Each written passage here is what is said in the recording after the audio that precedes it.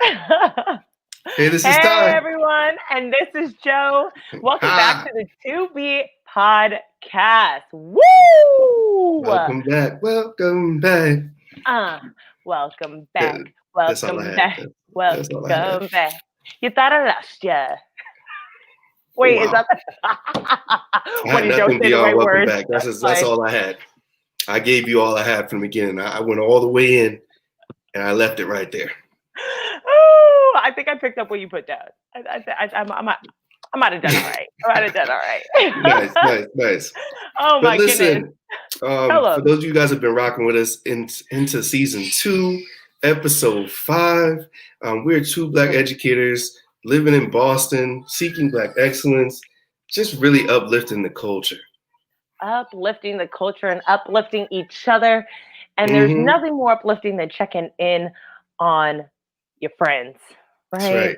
Oh my goodness. And in order to uplift each other, you must support one another. So here we are doing just that. And if you Mm-hmm. haven't done so already, please make sure you're following us at 2B Podcast on Facebook, Twitter, and Instagram, so you can know what's going down All behind the that. scenes. That's right. That's right. So, Joe, listen, we talked and we said, what are we going to talk about this week, right? And that not because we didn't have something, we had so many things that it was like, do we just really go in for 2 hours, or do we wait and really do it justice? And really wanted to bring in some excellent guests, some guests with the right perspective pivot, if you will. And so we have some really amazing episodes planned in the next coming weeks. Really hope that you guys stay tuned for that. But right now, we really wanted to just check in with each other because this is a stressful time for so many folks. I know for you and me in particular, right? We're teaching, we're in grad school, we're in the midst of a pandemic, we're in the midst of another pandemic, and racial justice, or the fight for racial justice. And so all of these things rolling together. Where are you at right now, Joe? How are you feeling? Oh man, I'm probably all over the place. I think that it is a roller coaster for sure. And thinking about actually going back to the podcast, can you believe that we've already done 5 episodes? We're about halfway through our season. It always blows my mind how fast this goes and how much I enjoy it. But yeah, there is a lot going on, and I still feel like at the beginning of the way I did at the beginning of the pandemic, and that is like, there's no getting used to this. Like, there's no getting used to this. So I think that once I get used to like one part, something else comes, and I'm like, I don't know how to do this. There's no balancing, and I think that that's one of the big things that I don't know yet how to balance all of the things that I am doing with the pandemic, with not being able to see my friends, with the new realization that I'm a touch extrovert. So I'm not just an extrovert. That only fills That's my new. cup half. That's an insider joke, but that's new. Okay. These So are indeed novel times, though. Please tell us more, because I think you're just touching the surface of all the newness. So many folks have continued to say, which is problematic. Let's get back to normal, what it used to be, and we already have established like we're not going back to that. So tell us what else is really new for you. Not only the being separate and apart from friends and family, but what else is going on that's different? I think it's juggling so many differences in my routine still, and trying to find motivation. So I feel like I'm a pretty motivated person and I'm doing a lot, but it almost just feels forced. And so that's a new thing. Trying to balance like the things that bring me joy, but feeling like I have no time for them. That's a little bit new. And honestly, I'm still not over not being able to see my friends. Mm-hmm. I am honestly still 0 parts over it. So that's maybe not new, but it feels like something I've just still not getting over. Each day, it kind of hits me in a different way. And so Mm-hmm. I'm just working on I'm honestly just working on balancing that. I'm on balancing that and maintaining. Um, Understood. Listen, I think, so many folks, the pandemic has put so much in perspective for all of us, right? Because there were times before people would say, my family, they work my nerves, my friends, just leave me alone. I wish I could turn my phone off, throw it in the ocean, right? And people were looking to us, looking to escape from those interactions. And now for some folks, there has been a perspective pivot. They miss the small talk, right? They Yes. miss the weekly conversations that didn't really seem to have, it was like an episode of Seinfeld. It was a conversation about nothing. But those small chats and those talks, the moments to catch up, that's what kept you informed. And I think we've also recognized that, we thought social media, Facebook and Instagram was a tool that kept us abreast of each other's lives. But in actuality, it really doesn't, right? That's just the life that we put forth into the universe. But that's not how we are in every moment or every day or every month, even, since we're almost a year into this pandemic. So I really think that we are all missing those in-person interactions. I mean, you can only FaceTime and Zoom so much, right? Oh man, that feels new too. Like I'm over Zoom and I feel like I still can't operate Zoom. I still can't operate Zoom. Like how is it that we have been doing this? And when you said a year, Mm, oh my goodness, it's still hard to reckon with the fact that we've spent most of 2020 in this, I don't know, purgatory, if you will, like mm. almost begging for 2021. But now I'm nervous because last episode you're talking about, we're going into 2021 like this. I'm not ready. I Like, I mean, need new. I need new. Please give I me hear you something on that. new. Mm. And you know what? Tell me something good. That's crazy. Our president literally sings. Tell me that you love me. Hey, listen, I hear, you know what? I think sometimes too, though, again, a perspective pivot, we get caught up in what's missing. And 2020 has brought some great additions. I know for me, I'm wearing my Dad Gang shirt, became a AKK. dad for the first time, Hey. right? Yeah. So, we welcomed baby Ava into this world. And We love my it. wife and I are still just so astounded and ecstatic with her each and every day. And I mean, I've heard there's another addition that's been welcomed into the 2B family. Yes, Joe, you want to tell us? yes, we've got 2B baby brother. Hey, This is Samuel Jatindra Prasad Jr. And I had the pleasure of meeting him check 2 him out. weeks ago. My little baby brother. My dad finally has his junior, so Mm-hmm. I'm so happy for him. He is ecstatic. He is ecstatic. So it like takes me some time for it to hit me that like I am, I have another younger sibling because I already have one, and I thought 7 years of difference was was a lot. We're damn near years Don't tell different. nobody. What matters is the black ain't cracking, right? That's right. Yeah, And no, also, that's a joy. what matters is just the love, right? The love as part of the community that Samuel's walking into. And, he may not be able to articulate that feeling right now, but he certainly, I'm sure, feels that there are so many people rooting for him, for his success, for his growth, for his maturity. Myself from afar, I'm sending out good vibes. So, I mean, it's just 2020 has not been all bad, right? There's been some good, and Samuel and Ava are definitely representations of that.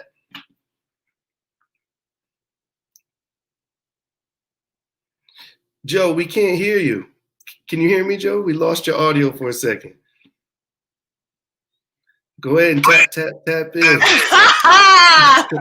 Here you go. I can hear you now. Tap in.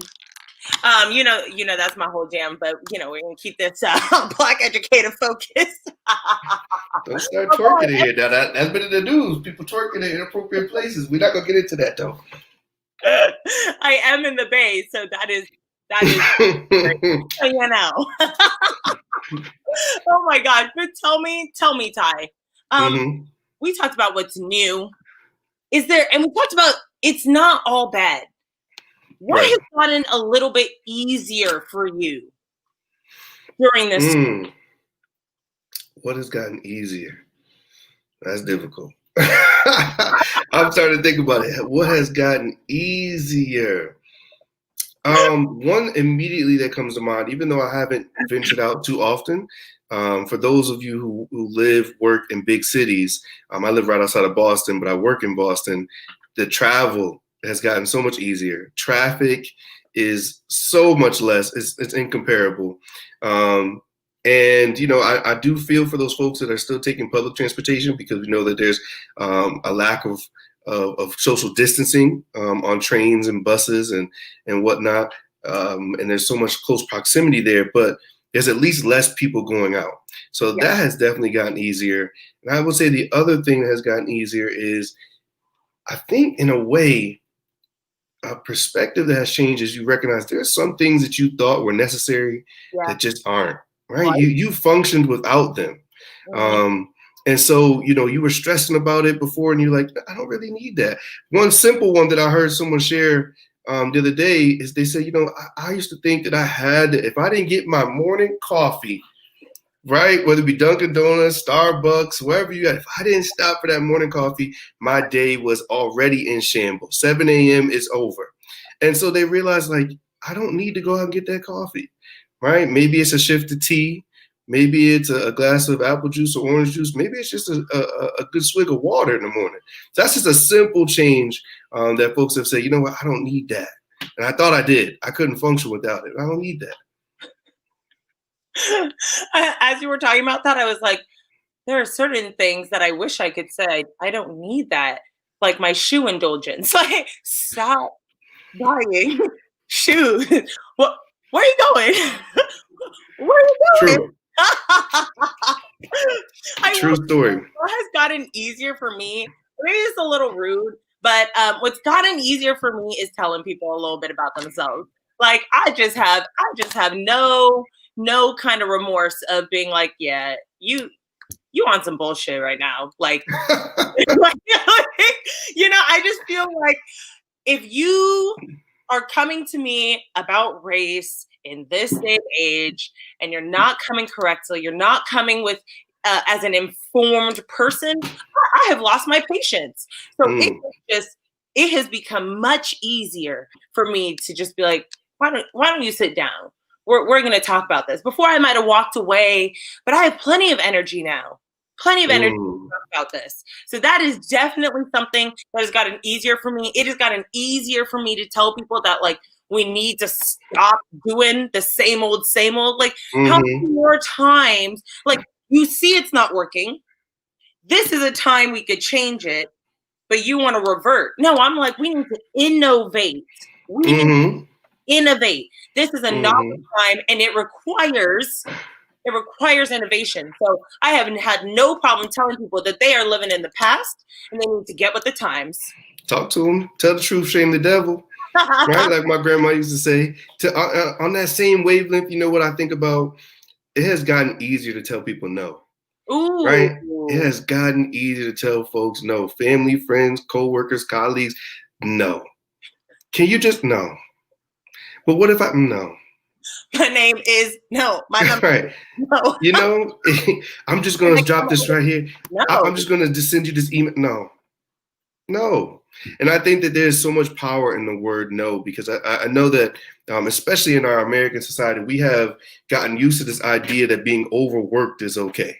That, you know, being beyond your limitations in terms of your physical, mental, spiritual strength is just a norm for us, that we've just accepted that as the case, right? So many folks talk about the grind, you know, that we should all be insistent upon grinding day after day, when in actuality, no, right? In actuality, we need to take some time to really refresh ourselves, rejuvenate. And so, you know, I have really found that it's easier to say no. And I think that one of the things that we really need to consider is folks need to stop glamorizing overworking. Oh, say it again. Yes. We really need to stop glamorizing overworking. Bragging that they didn't take their sick days, they didn't take their vacation days. I'm not proud of you. Just the workplace. No. This country, one less place, one less anything that you didn't get to experience. You're living only a half a life. A full life is not work. Especially in regards to work. Right, especially in regards to work, because we've talked about in previous episodes how, one of the sort of unintended consequences of being at home or being at a distance for most people is that there's less of these demarcation lines between work or being on the clock and off the clock. Right. Emails are being sent 8, 9, midnight, 2 a.m. And there's an expectation that you respond. Zoom meetings are being scheduled after contract hours. You're like, wait, what? Wait a minute. Things like that are happening on a daily. And really, we need to remember that, there's a time to work and there's a time to rest. Right. And so, folks get caught up in that work cycle and you're not sleeping, you're not eating right, you're not exercising, you're not just relaxing or just spending, as we talked about in the beginning episode, just spending time talking, just a little conversation with your friends, your spouses, your family. And that needs to stop. So that's one thing that I think has gotten easier is no. With a smile, no, I'm not going to be able to do it. It is okay to choose you. It is okay to choose you. And I'm all right if you're offended about it too. I agree completely. But I'm listening to you say that and I'm like, you got a lot on your plate. You talking about rest and rejuvenation. When? Listen. It happens in many forms. That's all I can say. Sometimes it's just not the burden of deadlines. And I think that's something that we've talked about as graduate students that, there are so many deadlines that you have to keep up with. I think I've said before, I've been a slave to my calendar during this time. Every day I'm looking at my calendar. Okay, what Zoom meeting do I need to have here? What link do I need to make sure I'm logged into at this time, at that time? And so you end up scheduling your life around all of these deadlines. Yeah. And in a sense, that's when you forget to live. Live. That's a concept. That's something I am longing for. Like you gave me permission earlier today to relinquish my fear of missing out for more grad school classes. So thank you for that because deadlines, my brain is swamped in deadlines. I feel like I just am drowning in the amount of deadlines and trying to understand how other people are keeping up with everything. So I am proud of you for finding ways to live. You be proud. I started watching Naruto. So remember when I was like, I don't watch any TV. Okay. Oh my gosh. Watching anime has been the best decision I've ever made, going back to it. Because that used to be something that called me down. And can I tell you, that my kids saved me, right? I'm on the record all over for saying my kids saved me. By kids, I mean, obviously my students. The reason I got back into watching anime was because once a week or once every other week, oh, listen to that beautiful baby. Oh, she's singing. So once a week or every other week, we have lunch together, and a bunch of my kids love them some anime. And so we started watching it, and then the expectation is that I've kept watching that episode. I was like, you want me to do what? They thought you were invested. Okay. I think that is really cool that you made that connection. I don't want to breeze past that number one, you gave up your lunchtime to make this connection with the students. And number two, that because you had made that connection, they kind of nudged you a little bit, but you felt so compelled that you're like, you know what? I have to now, I'm all in. I can't leave you at the port. I've got to get in the boat with you. So I think that's super dope as an educator that you are building relationships in that way. So really, shout out to you. Thank you. Thank you. It is kind of nice. We do get derailed and I do occasionally feel bad. It's like, a show that you and a few other people watch, but you're in a group of people and the other people are like, I think that might happen a couple of times, but it's this sounds like a bonus episode. We might have to come back sometime next week with just a list of shows that is captivating us on television right now. Yes. Oh, that'd be awesome. I wonder if we could get a few student appearances to tell us what they watching. That'd be kind of fun. Oh Lord, I don't know. That might not be safe for the podcast. Things we'll be watching. Oh my gosh. Oh my gosh. Ty, what are you looking most forward to, as we progress into June? June. Listen, June. all I'm thinking about is December. I was like, end of year. You have moved the clocks forward. You already 2021, winter, spring, summer, graduation. You're ready. What are you most looking forward to come December? Like through this month, what are you looking forward to? Oh, that's easy. Christmas. Merry Christmas. I'm looking forward to that. I don't usually get too hype around the holidays, but I think it's different. I mean, many people told me like it's different when you have children. You sort of get reinvigorated into rejuvenated about the holidays because it's their first time. So even though my daughter will only be 2 months old, it's her first Christmas and it's our first Christmas as a family. So my wife's already bought us some pajamas, some matching pajamas, which I've been resistant to. I'll be honest. I don't know if I'm a big fan of that, but we'll see. If the photos look good, I'll be all right with it. But more or less, I love to give presents. So that's going to be fantastic. Right after this, I'm going to go get the tree out of the attic. We're going to go set that up. So trying to get into the holiday spirit. And of course, we have a tradition of drinking hot chocolate on Christmas Eve, which I love. I love hot chocolate when it gets cold. I know you love hot chocolate? Well, only when it gets cold outside. I'm a seasonal person. I don't eat soup in the summer or hot chocolate in the summer. It has to be cold, for it to feel right. You got to come down. You've got to come down to Jamaica Plain. There is this amazing place called Cacao. It is Brown owned, and they roast their nuts in-house, and they make a house-made hot chocolate. Listen, incredible. So you gotta make your way. You gotta make your way down to my side for some good hot chocolate. The best hot chocolate I've had. Seriously. Making my way downtown. Wow. We just full of songs today, right? Oh my goodness. Can I just tell you, this is bringing me so much joy to just like talk about like all of the things that have just been on my shoulders because like the girl is tired. Okay. Mm-hmm. Like because these days are long. I'm actually in California, so I'm up at 4:30. It's wow. 5 o'clock. By the time I was done with work and school today, I have been on Zoom right here for 8 hours. 8 hours with a half an hour break in between. I said, I need I know those days. I need everything else. I need everything. Can we go on break? With that being said, like I know the listeners may not know, but I know how much you have going on, that you're focused on for so many reasons. What is it that you feel like you're still preoccupied with? Like maybe there's a to-do list that you haven't gotten to, that you're like, oh, when I get a moment, there's a book that I need to read. There's a movie that I want to watch. There's a person I need to reach out to. What is that you're still preoccupied with? Yeah,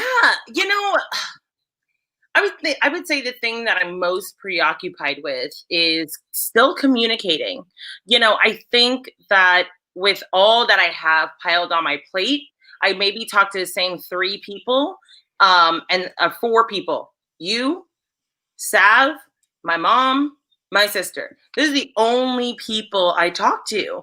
But I know that people reach out and people like want to have conversations, and I want to have conversations with them too. And so in the back of my mind, it's like, you really need to sit down and like make time to be in community with these people, to have conversation, to fellowship, to learn about what they're going through, to share. And I feel like that is something that I think about in the back of my mind because I have so much going on. It's like, no, this is the priority. That I think I'm not prioritizing relationships, which is fairly common. That is the first thing that falls on. It's like, Josie, she's not talking. Like, what is communication? So I'm preoccupied because that actually was really a goal of like improving my communication this year.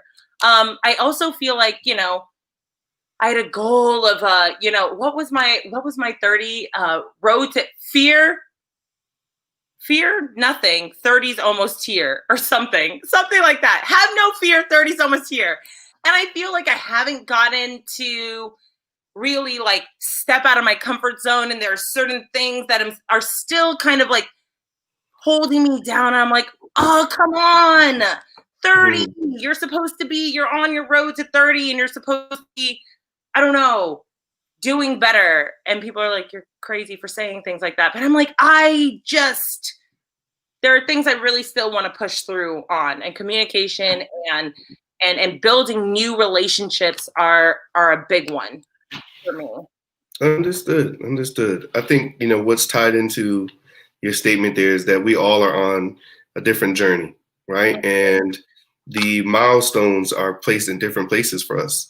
So for some people, it's at age 30, someone's at 25, someone's at 45, someone's at 55, no matter what that is, graduation, birth of a child, marriage, starting your own business, traveling. There's so many things that we want to accomplish. We just have to remind ourselves that, it's going to happen when it's supposed to happen for you. As long as you're making those, taking active steps towards obtaining what it is that you want. Right. And especially surrounding yourself with people that are going to help keep you accountable as well. Like you need those friends that are going to say, hey, didn't you say you were going back to school this year? Isn't that application deadline creeping up on you? Things like that. So you need someone to remind you that. That's love. Accountability is a form of love, like 100%. And I'm so glad you said that, because I definitely think that in this time where motivation sometimes waxes and wanes, I think that having people that you're surrounded with, whether that's your partner, in addition to your partner, you have good friends that are pushing you towards those goals, even in this time where it's just like, honestly, some days it's like, must I do anything? like, I don't know about you, but motivation is this thing. How do you manage to stay motivated in such a difficult time? The only thing I can think of is you have to be playing the long game, right? But in the midst of that, you have to have some short-term goals that you want to accomplish. But, I've really just been thinking what's next for the next 3 years, 5 years, 10 years, because there's so much uncertainty right now that I think if you're thinking to yourself, well, I want this to happen in a month, and then if it doesn't happen, if all your other goals are subsequent to that one, now you're just thrown off.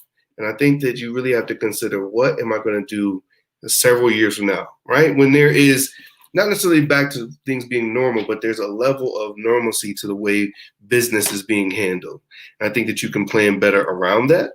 And so, I've really just been thinking, like, what is next for the next couple of years?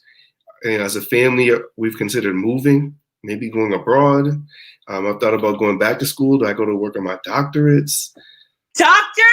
Yummy. I don't know, right? These are just things I've been ruminating on, and so I think you really have to just set your sights on: am I taking steps towards getting to those places? Like, am I aligning myself to that goal? So that way, what's that saying about it's not luck, it's preparation, right? You have to be prepared for that moment to come. So just trying to prepare myself so that if that opportunity does come my way, I'm ready to seize it. That's beautiful. That is beautiful. And so how are you filling your cup? How are you filling your cup in this time where is lack of motivation? I know you're tired. Emotionally, physically, mentally. I know you are tired. Like, how are you? I have an eternal zest for learning. So, whether it be the shows that I'm watching, the articles that I'm reading, my child, learning from her, learning about her. I'm just always trying to learn. So that's really what's been filling me up is, I picked up a new book today that I haven't started. What book? I'm excited for. Let me see. I have it here today. It is called The Black Friend on Being a Better White Person by Frederick Joseph. And first of all, the cover caught my eye. So I had to, when I saw that, I was like, oh, this looks interesting. And then I saw on the back that it's a book that has featured conversations. And so some of the people that are featured in here are Angie Thomas, Africa Miranda, Daniela Alvarez, Jamel Hill. So here's a copy of the book right here. Just a couple folks that I'm interested to hear what their perspective was. And I'm definitely excited about reading this over our Christmas break. It's a short read.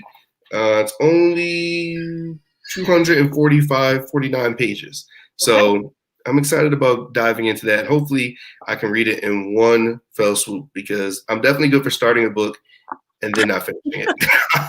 I will admit that freely. My wife, I'm sure, can tell you I have a million books laying around that I've read the first 20 pages. I can tell you it was good, but I can't tell you what the end is like. Not yet. Not yet. No, actually that's awesome. This is what I'm reading. Our Prisons Obsolete by Angela Davis. Yes. And I haven't started yet, but I'm really looking forward to it. To continue to channel my Joangela Davis. So there you go. Joangela Davis. It is. No, and that is so amazing that, like, that is one thing I can say. And I feel like I'm learning how the saying, when you love what you do, hey, yes, say it loud.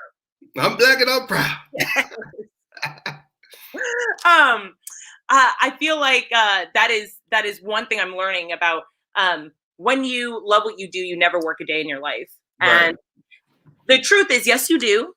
And it's exhausting and replenishing all at the same time. And that's what I'm realizing is, like, even though I'm so tired, like unbelievably tired, I love college. I love grad school. I love what I'm doing there, and I love teaching. These two things give me more than they take. So they fill me emotionally, even as they're depleting my energy and as I'm tirelessly pouring into it. And I'm like, I wish this for everybody. I wish that everybody would know what it felt like to go to sleep absolutely exhausted and yet still be excited the next day. Yes. That's a bar right there. We're going to have to release that clip, because I think you hit the nail on the head, right? When you are passionate about something, even though you work more towards it, it doesn't feel that way, right? And I think the way you phrased it there is, it's replenishing and exhausting at the same time. 100%. 100%. So, Ty, that this is the season perspective pivot. So even as we're checking in, what is the perspective pivot that you are embodying yourself? I have one come to mind. The perspective pivot that I feel like I'm embodying is really, really, really that I think I have to find a way. And what I mean by that is, I think that what I've learned from this time is that there are opportunities out there that I need to search for, that I can't wait for it to come my way.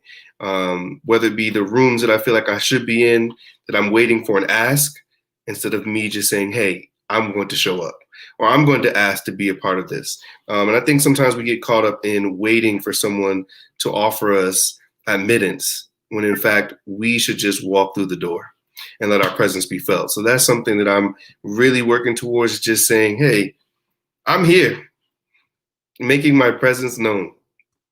How about you, Joe? I love that.